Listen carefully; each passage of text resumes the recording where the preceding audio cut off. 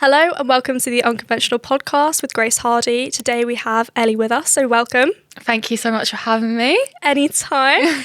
To those of you who don't know what you do you want to give a little introduction to yourself? Yeah, so my name is Ellie, as Grace just said, and I'm the founder of Styling Social. So Styling Social is all around helping entrepreneurs build obsession-worthy personal brands. And we do that through not only our courses and programs, but also a really big part of our brand is making sure that, yes, you learn the strategy of how to build a successful personal brand, but equally close the story that your authentic self is not good enough. And actually, it can be your authentic self that gives you the success, brings the money, does all the things. And I think that's so true. You have to be so authentic online. Otherwise, it comes across as fake. And especially nowadays, when so many people have personal brands, you can really tell who's being authentic and who just isn't. Yeah, it's so true. And so how did all of this get started? Did you wake up one day thinking, fuck this, I'm not doing this anymore, I'm going to start a business? Where did it come from? So I used to work at the co-op and so this was when I was like in my teens, early 20s. I was working in a variety of different shops, and then my final shop, so I was in retail for 5 years, my final shop was co-op, so big up co-op. And I was stacking the shelves and putting customers shopping into a bag, and I remember looking around at everyone I was working with thinking, what the fuck am I doing? And like, everyone is so miserable, and there were people way older than me that were saying how they wish they'd left years ago, all of the things. And I just it was like one day woke up and I was like, what am I actually doing here? Like, I cannot do this anymore. At that point in my life as well, so this was like 2019, I was also trying to somewhat grow as a fashion influencer. So I was landing paid brand collaborations. I was getting a bit of money through Instagram, but nothing to the point where I could actually like move out or like do anything. It was just like bits and pieces. But something that no one was really speaking about back then in 2019 was what to charge for brand collaborations, how to land them, how to communicate in the emails, all of the things. So I was like, cool, I'm going to start a business about that because I know how to do that. And that's how Styling Social was actually first born. It was all around actually how to land paid brand collaborations as an influencer. And then because we had such great success in that first year, literally went from zero, working at a supermarket, to the end of that year, hitting 6 figures in revenue, that suddenly it was like, okay, maybe I'm actually quite good at this. Maybe I could teach people how to do this. And yeah, now it's nearly 5 years of Styling Social, helping people build their online businesses and brands. But yeah, that's really how it all started. I was at co-op and I was looking around thinking, I don't want to end up like everyone else that is here. I want to go and live my life. Make something of yourself as well. Exactly, yeah. That's absolutely brilliant. So how did you go about getting your first client? At the time, so obviously I was working for minimum wage, so I was getting like £6 an hour at co-op. So I think I used to charge like £10 for coaching calls because I thought that was brilliant. An hour? Yeah, I thought that was brilliant. I've been working in retail for the last 5 years before that, so I'm like, £10 an hour, I get to do what I love. So that's how it originally started. Then I upped it to like £50 and then gradually scaled up as I got more confident, had more clients, results, testimonials, all the things. But yeah, I think my first client was just through Instagram, and because I already had kind of had that personal brand through building as a fashion influencer, got those people over to Styling Social and said, look, I'm going to teach you how to do the same. Then suddenly, but like people were really interested. I don't feel like I had a strategy back then. I definitely didn't. I was just posting and then showing up as myself and saying, this is what I can help you do. And I think I probably just put something on Instagram stories like space for one-to-one coaching. And yeah, I don't actually know who my first client was. I'm trying to think, but there's definitely so many girls who are still clients of mine now that were clients of mine back in 2019 and 2020, which is really nice as well. Oh my God, that's literally so lovely. So cute. That's brilliant. Yeah. And so obviously you've been running your business, for nearly 6 years now? 5 years in December it'll be, yeah. Oh my God, are you going to get a cake? Maybe, yeah. We got to celebrate. Prosecco. And so what do you think have been some of your biggest challenges in growing that business?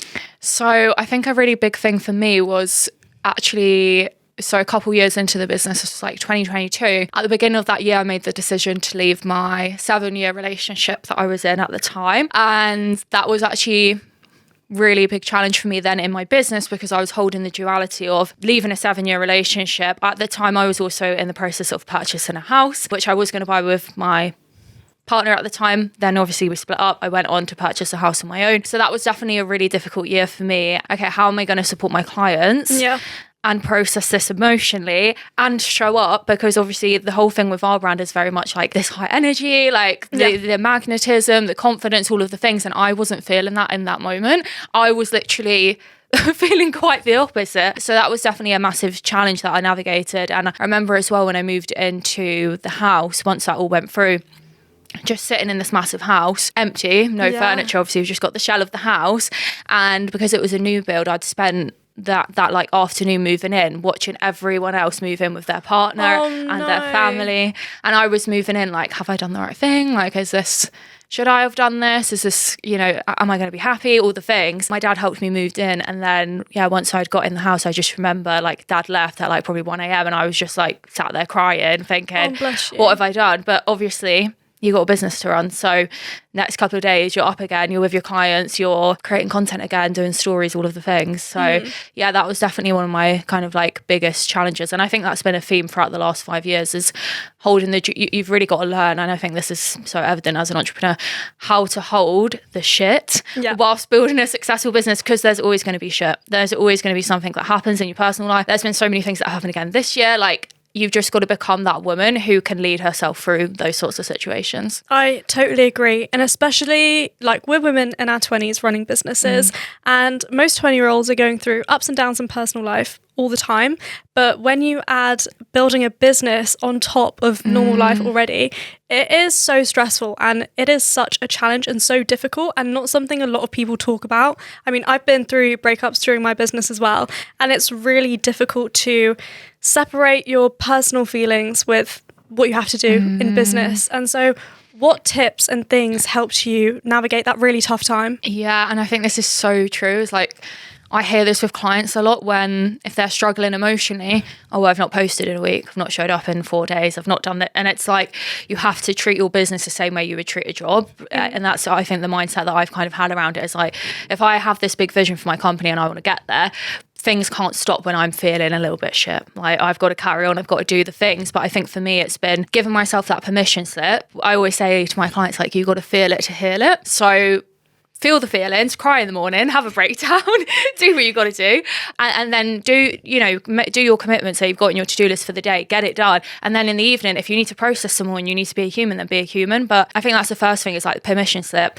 Second of all, honest, open communication with your clients. I've always said to my clients, I won't necessarily always post stuff on Instagram if I'm going through it. Yeah. I will share after, because I think when you're kind of in it, the wound is like open. Once it's a scar, then I share it, and I share it from this angle of like, this is what I went through, this is the lessons from it. Yes. And you're kind of sharing in retrospect. So I think that's quite nice as a permission slip of, share it when it's a scar, not an open wound. Also, journaling has been a massive thing for me. So definitely helps with overwhelming thoughts, but also just to process emotion and things that are coming up. So every single morning.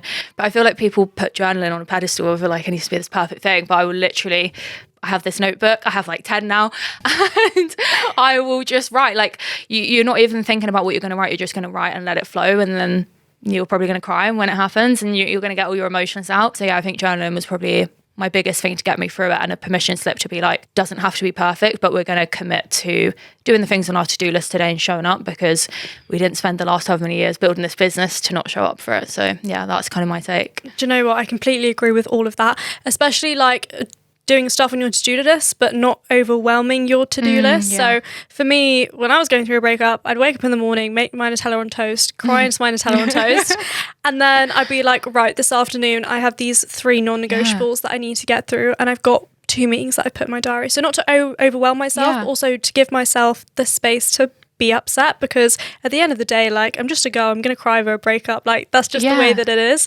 But it's allowing yourself to also give that time. And I think journaling's so interesting. I really struggled with journaling at the beginning. So I've been in therapy since, God, I was really young, maybe like 12. And so I've always loved therapy.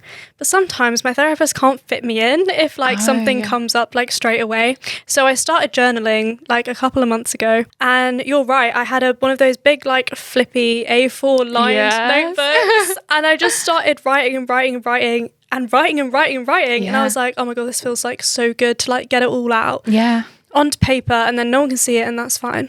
Yeah, and it's funny because before I started journaling, I just used to say, oh no, that's not going to help. Or you'd have a bad day and you'd say, oh, I don't have time to do it today. I'm too busy to do it today. Well, actually now, the days I don't do it, I notice it so much. Like my day goes so different.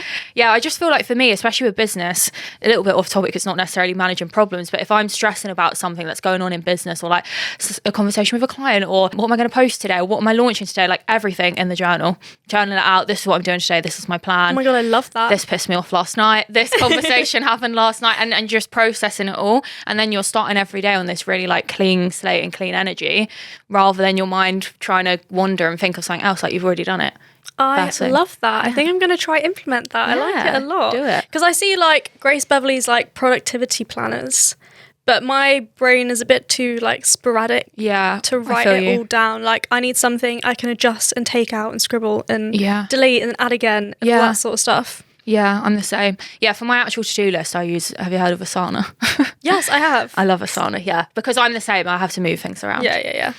Oh my God, literally love that so much. And so going back to when you started doing fashion influencing, what made you do it? Have you always loved fashion? Yeah, I think I've always been I've always been creative. Since I was like 11 years old, I used to have this YouTube channel where I used to make... love that. What did you post? Like little music videos for my cousin, which is very cute. My videos are still on YouTube as well, so people can go and find them. But the view's going to skyrocket after this. Yeah, they're very cringe, but I think I always had that love for content creation. Like I remember like my dad and mum probably got me this little like pink and white vlogging camera.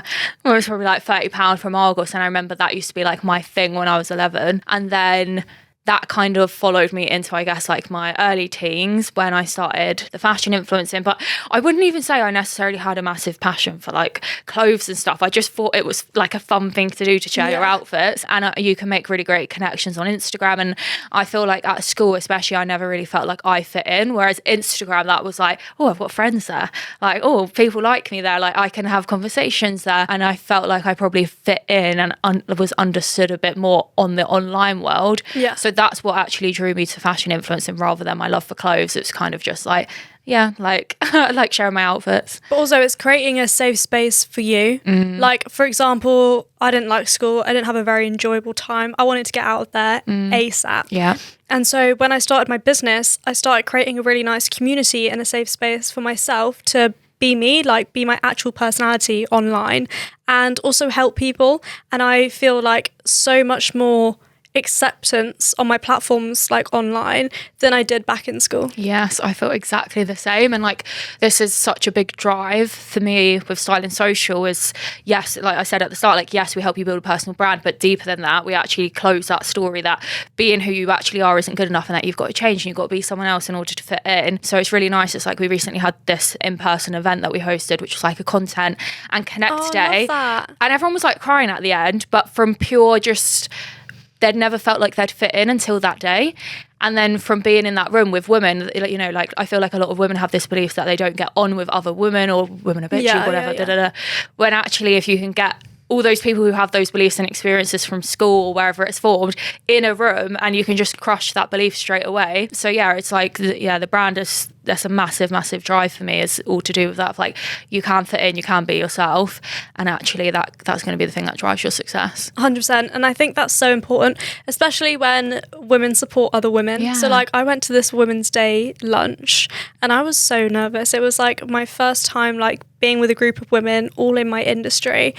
And I had only known people from social media. They were much, much bigger than I am. Like they'd been in the game for years and little old me just rocks up. And I knew who they were. But you know when you meet people that to me, they were like celebrities. Yeah. And so I was like, do I say that I know their name? How cool do I play this? Yeah. But the crazy thing is because of my personal brand that I'd grown on social media, they already knew who I was. They were like, oh my God, you're Grace Hardy. And I was like, yeah, yes. and you're XYZ, and it was so amazing. And those women to this day are the most supportive women ever. Like I can send them a voice note on WhatsApp, I can call them, they will answer any questions, give me any templates I need, and they just are so like lovely. And honestly, like I came away from that day like bawling my eyes out, with happiness. I literally sat on the train and I was like, that was such a nice uplifting day, and I'm so happy I went. Yeah, I love that. And like, this is the thing as well. I feel like people at the top, you're collaborating and you are supportive of one another. It's not this thing of like competition. You genuinely do support everyone and empower everyone as well. So I love that you had that experience. I feel like this is the thing with in-person stuff. You actually realise how nice and supportive other women are. So yeah, I love that. Especially because on social media, there's so many horrible people. Yeah. Like, if you look through my TikTok comments, there's so many tiny little man children that just like love hating on me so much and always love to drag me down. Yeah. But then when I go to in-person events and everyone's like, oh my God, I love what you're doing. Like, please don't stop. Like, you're an inspiration, you're a role model, you're this, you're that.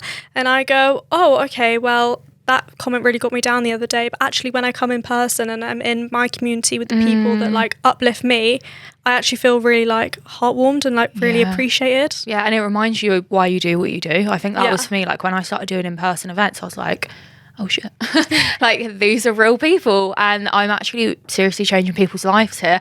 And it's like a particular client I can think of in my head who I've supported since 2020, like, her confidence. When I first started working with her, she couldn't even keep eye contact on a call, wouldn't even put her microphone on. Now she's at these events like dancing, like, I love that. everything, like the loudest one in the room, making friends with everyone. I'm like, wow, like, it's just insane. She's so crazy. Yeah. And so going back to Instagram, what kind of tips and tricks do you give to people trying to grow their personal brand on Instagram? Yeah, so my advice is very controversial because I obviously don't have a massive following on Instagram. My whole thing is you don't need a massive following to build business, get opportunities, whatever. Like, when I think about all the things I've achieved, and I have a following right now of like 2,000 followers on Instagram, and I've got my 6-figure business, I've brought my house off the back of my business, I've had loads of opportunities, guest coaching, guest speaking, all of the things. So I feel like my number one advice is flip the perspective of, rather trying to feel like you need this massive following on Instagram in order to get opportunities, double down on who you are and let that do the talking, let that speak for itself. And with that as well, I think, okay, well, where do you start? Like, how can it, I feel like the advice, just be yourself. It's like, it's just thrown around all the time. But I would really sit down and zone in on what makes you different and what parts of your personality do you want to show a bit more of. Like, my whole thing is, this was funny, like when I went onto LinkedIn last month, because you've got like all the styling social girls going on there now. But my whole thing was like, I'm not the most like super professional person. I swear, I banter a lot. And like, I will banter with my clients, I will banter in my content. I'm very straight to the point. I can be quite blunt. But that was actually the thing that has built my brand. That's been my strength, where a lot of the time people are like, I can't swear, I can't banter, I have to be professional, I have to be serious.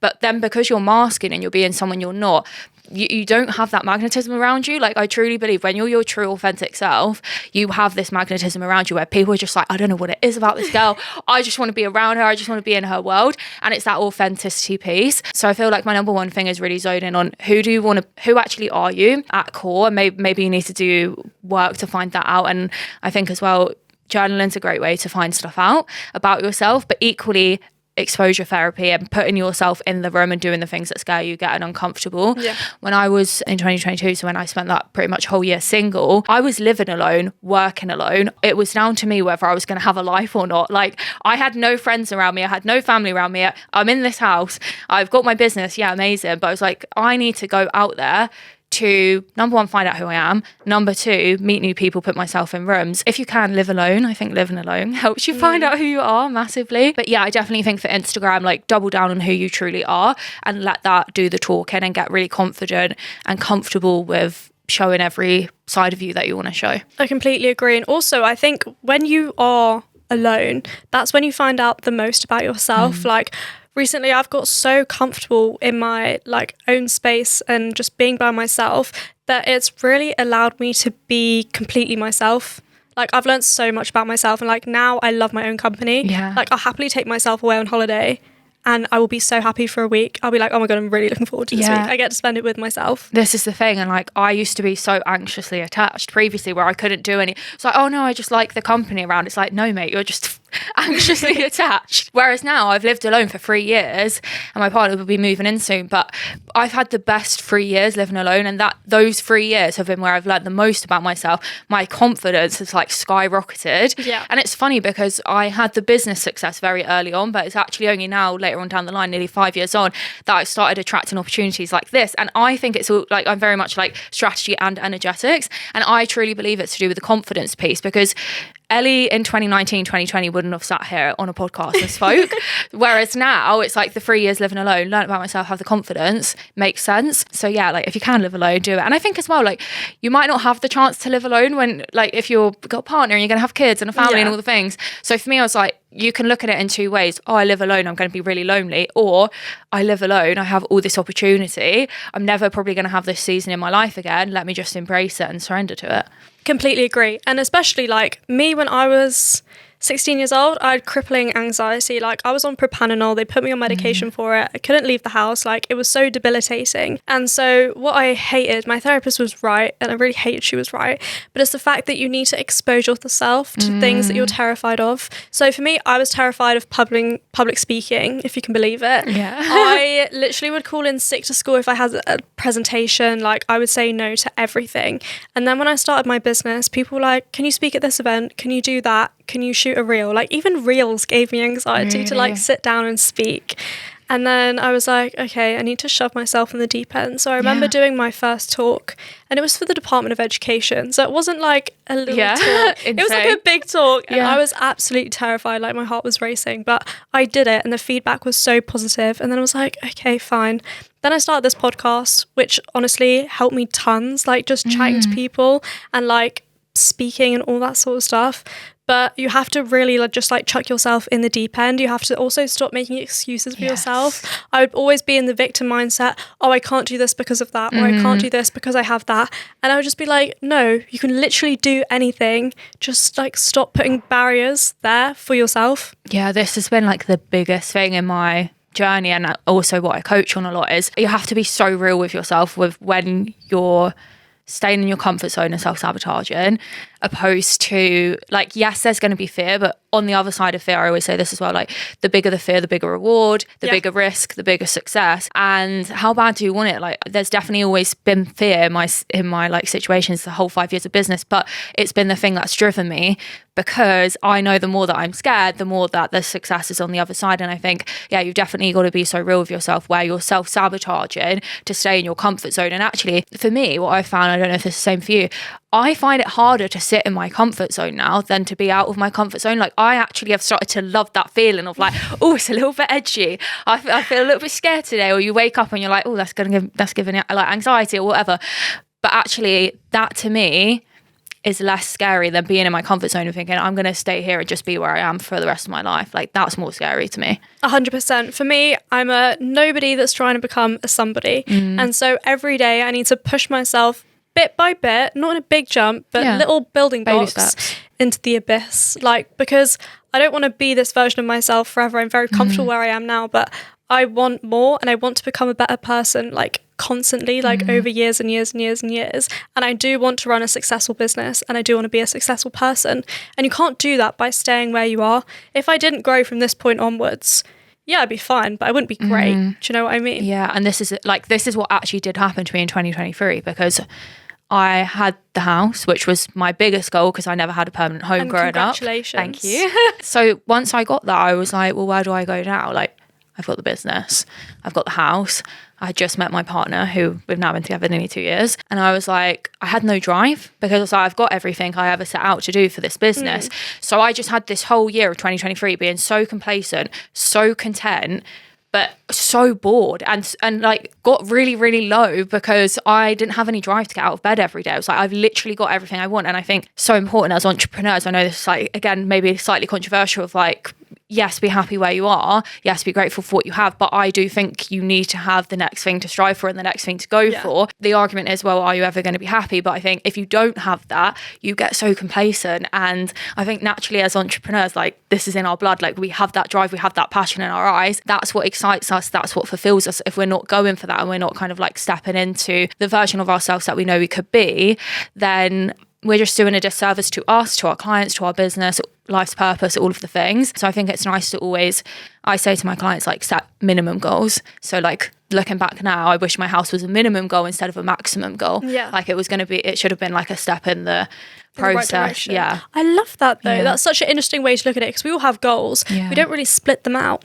But online, obviously, you share a lot. I do.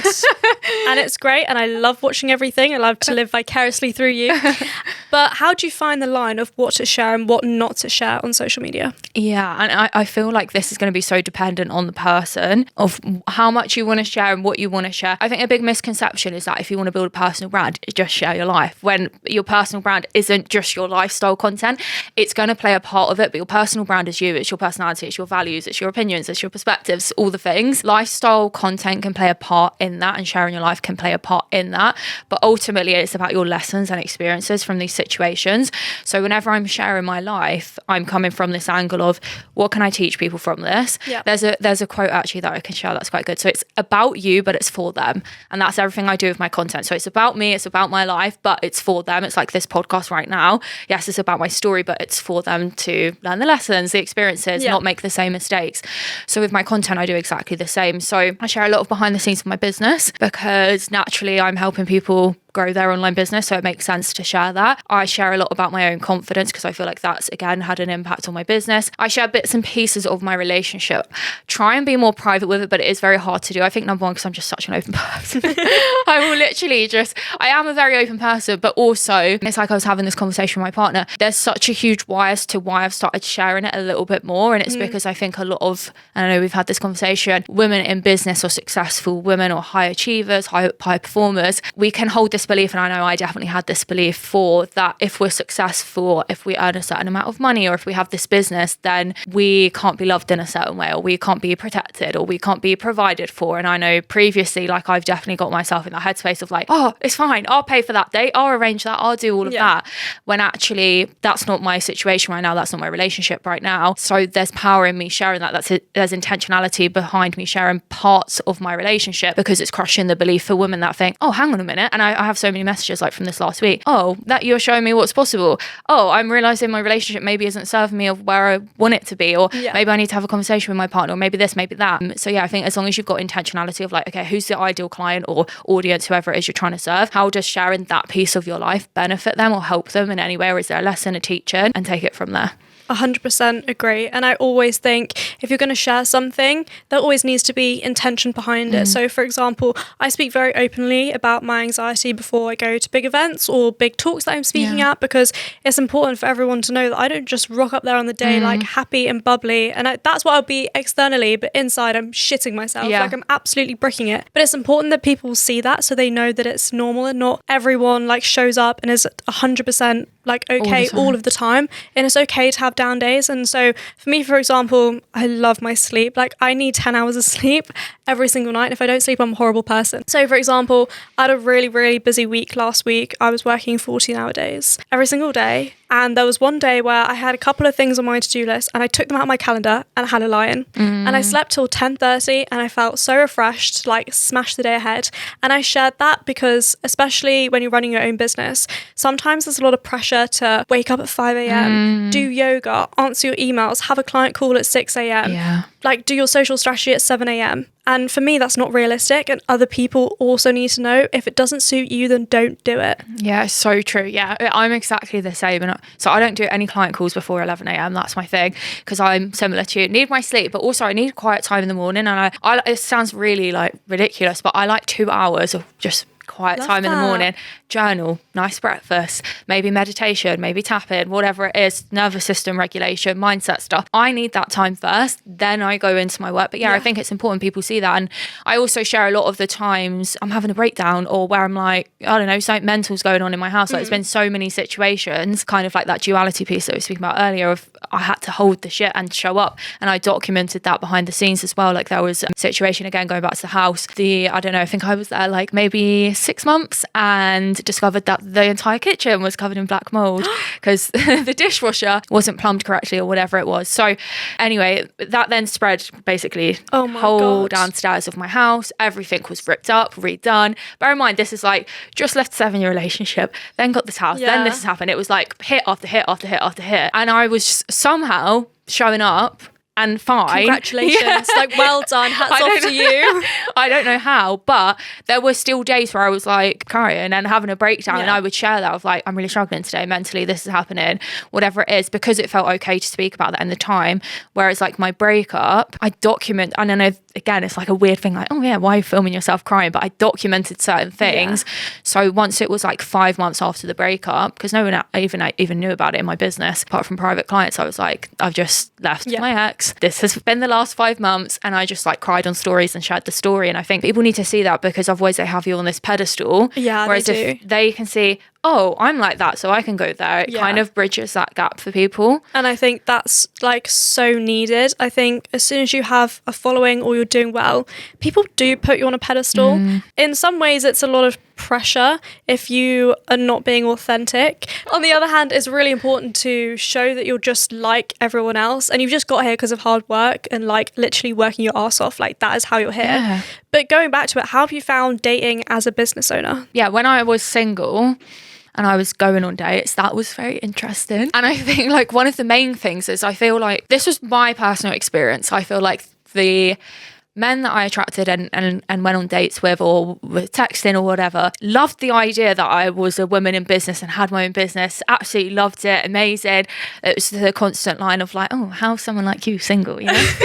I've heard that so many times. So there was a lot of that. And then every kind of like dating situation was ending the same, where people were getting frustrated that I couldn't text or be available 24/7. That was like the main thing for me. People were getting frustrated that, well, why have you not texted back in this amount of time? Or what do you mean you can't meet on Wednesday night, or whatever it is? And it's like, babes, I got a business to run. Whereas now, and when I first started dating my current partner, and he says this to me now, he's actually, one of the things that stood out to him about me was the fact that I wasn't available 24/7. He actually liked that and respected that. I love that. Which is so interesting, because I was like, yeah, well, no other person I dated during that time was saying the same. But yeah, I feel like definitely men can be intimidated by it, but the right man won't be. And I think my relationship's really great proof of that you can have a really great man by your side who will support you, love you, and like encourage you. I can literally say anything to my partner and he'll celebrate it, you know. And I think when you're with the right person, it just encourages them to rise with you as well.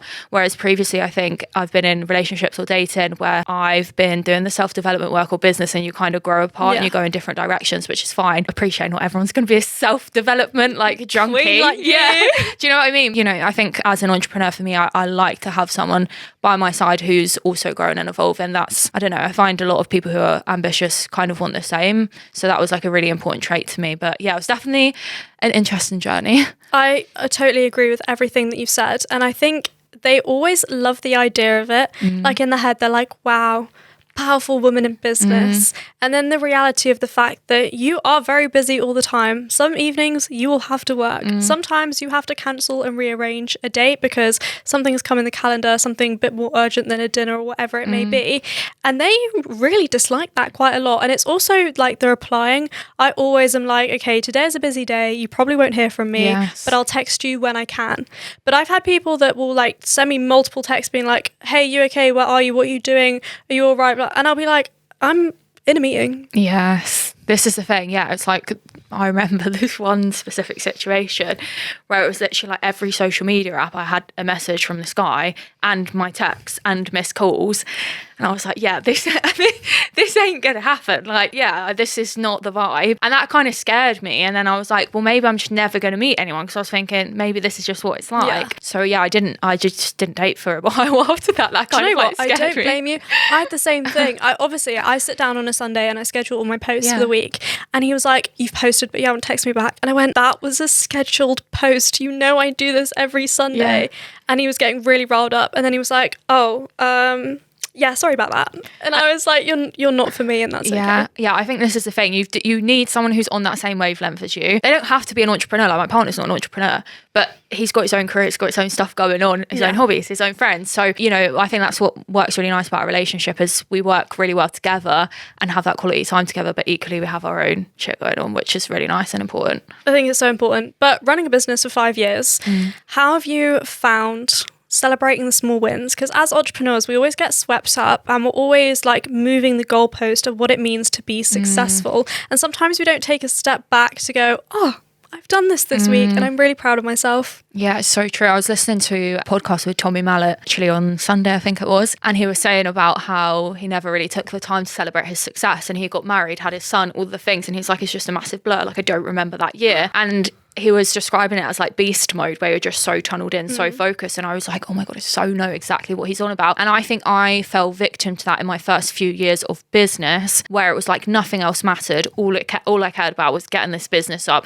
needed to leave co-op, wanted to get a house because I'd never had a house my whole life. So I was like, I want that permanent, the stability, I want the finances, I want to, do all of this. So it was just tunneled in, nothing and no one else mattered. But as a result of that, I lost a lot of friendships, I lost a lot of family members, probably played a part in my like previous relationship and all the things. But now, having come out of that, and I would say like the last 3 years especially, I make such a conscious effort to celebrate every single thing and every single day. And again, it comes down to journaling. It's like a little journal episode. I have like 2 lists, and I do like a receiving list. So things I've received, that could be, so when people think of receiving, they think of money, sales, clients, but you could have received a really nice compliment from someone today. You could have received a really nice, thoughtful, meaningful DM. You could have received podcast invite, guest speaking invite. So I look at all the things I've received, I celebrate that. And then I have a celebration list of like, what can I celebrate today? What's really amazing? What's happened? Who have I been? How have I got 1% better? Every single day will be celebrated. And then with the bigger wins, like I always make a conscious, it's like I paid my tax early the other week. Well done. Congratulations. And we were like, we went out and celebrated that. We're like, let's go celebrate the fact that I've paid my tax early, you know? So it's really making sure that you're intentional with it. And maybe that's going for a fancy dinner, maybe that's going for a drink, or maybe that's having a dance party around your house. But yeah, I definitely celebrate every single win, but I didn't in the first few years. Yeah, it's something I'm trying to get better at, because I think especially when you're just like in that beast mode, like you've got tunnel vision and you're just so focused on like what you want to do, I like missed everything. Like out the window. And so now what I do is every time I hit, like, call it a medium milestone. So it's not a small win and it's nothing big. I go to Selfridges, I go up to 4th floor in the toy section and I buy myself a jelly cat. Love. Amazing. And now I've got like a row of jelly cats, and I like, you could point at any of them and I'll go, that's when I did that. That's when I got that sponsorship. That's when I did that. And you know what? It's so lovely, but it is something I'm trying to improve. Like when the bus stop thing happened, for example, I didn't take the time to celebrate that and actually like sit and marinate in it and go, okay, that's a pretty big win. Like, good for me. Well done, you. I was just like, on to the next. Like, I've got that talk coming up. I've got this coming up. And I just needed to take a step back and like appreciate it more. Yeah. And I think the thing is, when you actually take the time, and it is slowing down because we're so fast paced as entrepreneurs, like you say, it's always going on to the next thing. When you take the time to slow down and realize every single day you're winning, you actually just create more of that. You create more of the momentum of, oh my God, this is working out quite well. Oh my God, this just happened. This just happened. And you just create this like abundance of more and more good shit happening to you because you're actually taking the time to slow down and reflect. But yeah, I've definitely been in that situation before where you're being at like a family dinner, you're not present, you're thinking about, how am I hitting this goal, how am I getting this, this is like, that's beast mode when you're like that. Whereas now it's very much phone goes off in the evening, or I've set like all these new boundaries now. Which go on, tell me your boundaries. Some people don't love, but that's always interesting to take note of as well. So I'm really trying to like step into this next level of, I guess, leadership. So one of my things is I'm not in group chats anymore. I removed myself from all my group chats because your girl's not got time for it. And equally, I've said to a lot of friends and family that I used to just, I don't know if you do this, but me and my friends used to just like voice note back and forth. Like we would literally voice note for the whole day. But why? Like we just don't need to be doing that. So I was like, just ring me. Like we don't need to text back and forth, voice note back and forth. If you're arranging something, it's a quick text, fine. But it's like, I set that boundary of like, just ring me now. Now I have these like really nice phone calls with my dad every week. We have like an hour-long phone call to catch up. That's so lovely. Or we meet up in person. And I think that's been like a really big thing for me, is making sure I'm not on my phone all the time. And if I've built this success, I want to enjoy that. And I also want to, it's like, I want to pour into my relationship, my friendships, myself, all of the things that I fucked up in the first few years. I'm very conscious of not doing that again these next years and like from that moment onwards. So yeah, that's been a really big thing, is like actually switching your phone off and not having to be available 24/7. Like I definitely think social media and like the world is like, oh, they haven't responded in this time, so they must hate me, or like whatever, or they've left me on red, that means they don't like me. And it's like, actually no, they're probably just living their life and they're going to get back to you when they have the capacity to get back to you. Well, you've seen me, I've got 2 phones. So I've got a work phone and a personal phone, and for me that was such a life changer. I mean, I'm still terrible at it. I thought it would help me a lot more than it actually did. Now I just carry 2 phones everywhere like a weirdo. And so it's like, for example, I went to my uni friends festival, and in the morning they were all like pre-drinking, and I don't drink, so I was having a Monster, as you do. A Monster and chocolate buttons for breakfast, actually so healthy. Health and wellness. And I found myself being on both my phones, so I will text like this, like a psychopath. And I was replying to DMs, I was scheduling posts, I was doing this, I was doing that, and I was not present in that moment whatsoever. And then I caught myself and I was like, there are like 8 girls sitting around this table all getting ready for a festival, and you're on your 2 phones like a knobhead. Go put both of them away. Like, what is wrong with you? And then I caught myself and I was like, I apologise. I was like, I'm literally so sorry. It is like, you have to call yourself out doing it. And also a good thing is like, give people around you permission to call yourself out.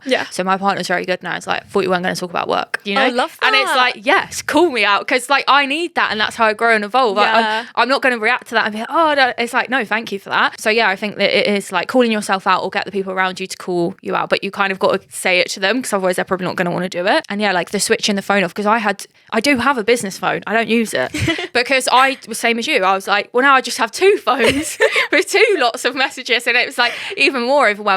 So my business phone literally sits on my desk in my home office. It's switched off. Love that. So. But yeah, one of my best friends is really good at holding me accountable. We went to like a birthday dinner, and obviously I had both my phones, and she said, put that phone away. She was like, you're not pulling it out the entire evening. And I went, yeah, okay, you're right, I'm not. And so I zipped it in my bag and put it away, and I didn't touch it the entire evening or morning, and I felt amazing. I was like, thank you so much for telling me to do that. I literally went up to her, I was like, had the best evening, I didn't go on my phone once. She was like, well done. I was like, thank you, it's amazing. But you do need other people to hold you accountable, because you just get so like involved in it, and you're just like in your own head, and you need someone externally to go, Grace, do you mind just shutting the fuck up about work? Like, I don't need to hear about it. It's a Saturday evening. Or like, can you put that phone away? You said you weren't going to do it. You were just going to send 2 emails and then you were going to be done. Yeah, it's so true. Like, I just have been out of office for the last like 2 weeks to celebrate my birthday, and I was so hot. I was like, I am not touching my Instagram, not doing the things. I'd scheduled content and pre-made it. I was like, do you know what? I'm not even going to post it, because if I post it, then I'm going to have the temptation of, oh, I want to respond to comments and all the things. So I was like, we're just not going to do it. I was like, I'm just going to enjoy our week in Manchester. And I felt like a new person when I come home. Love that for you. Do you know what I mean? You just feel so different, and actually it gives you more energy for your business. So if you want to be more productive in your business, actually better to take evenings off, switch 100%. Off all the things. And like, take an afternoon off or a day, like when you need it. And it's just those small things that make you come back feeling so much more refreshed. But getting back into like when you started your business, how did you find the finance aspect of your business? Were you taught any of it in school? Did you go out and find an accountant? What did you do? Yeah, so when I think I got an accountant like 3 months in. Love that for you. Because my dad also has his own business and recommended. So I basically outsourced to an accountant straight away, because I knew I'm not very good with numbers. I was not going to be able to, well, I probably could, like, let's be so for real. I could probably do my tax return and figure it out, but I wanted to make sure it was done correct. And then I think as well, when you put like VAT returns into the mix as well. So for me, it was very much, hand that off to an accountant. I know like a rough outline of what's going on in the situation, but definitely wasn't taught anything at school at all about it. What do you wish you were taught at school? I think just even the fact of like putting money aside for tax, because you're not actually taught about that. And especially VAT. I had no idea about VAT until suddenly we hit that threshold in my account. It's like, oh yeah, by the way, we're registering you for this. And I was like, you were like, what is that? You might want to increase your prices. And I was like, right, okay.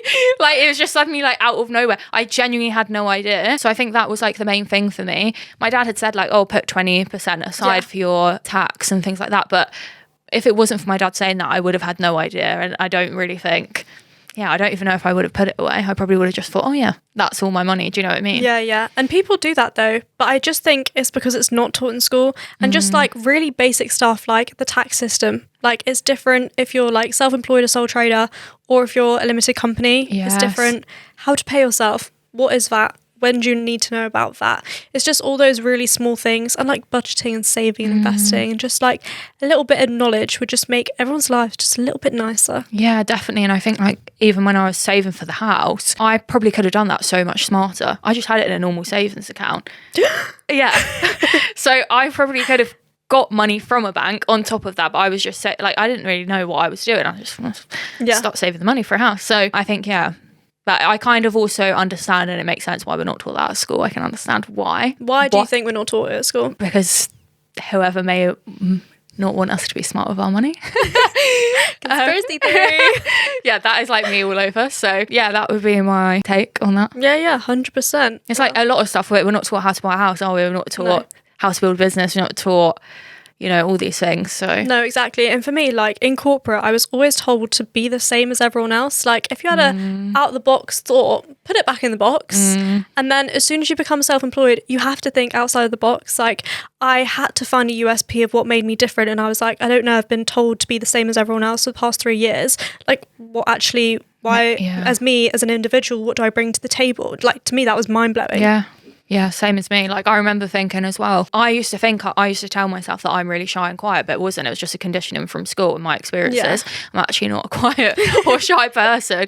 And like I'm still very introverted. Like I definitely recharge by alone time. But that was again like conditioning from school of like, this is how to be a good girl. Like don't have an opinion. Definitely don't swear. Also, don't open your mouth. If you've got an opinion, keep it in. Yeah, cross your legs and put your hand up if you want to say something, and all these things. And like I feel like this is such a British thing. The whole like over apologising, like all the time for everything. That was definitely, and like it can come into your content where you don't say the things you want to say in your content because Completely you're so agree. afraid. Well, when I was in secondary school, I got bullied, and it was very, very bad. And to the point where my mum went into the school and she said, you need to do something about this. Grace isn't going into school. She's absolutely terrified. And the head of year was like, don't worry, we're going to sort this. My mum was like, thank you so much. So I go into school and she takes me out. She goes, Grace, can you come sit in my office? And all these girls that bullied you are going to come in one by one, and you need to apologise to them. What? And I went, sorry, what? She was like, yes, you need to apologise to them for letting them bully you. So I had to sit in that office, and there was about 5 girls that came in, and I had to sit there and apologise to them.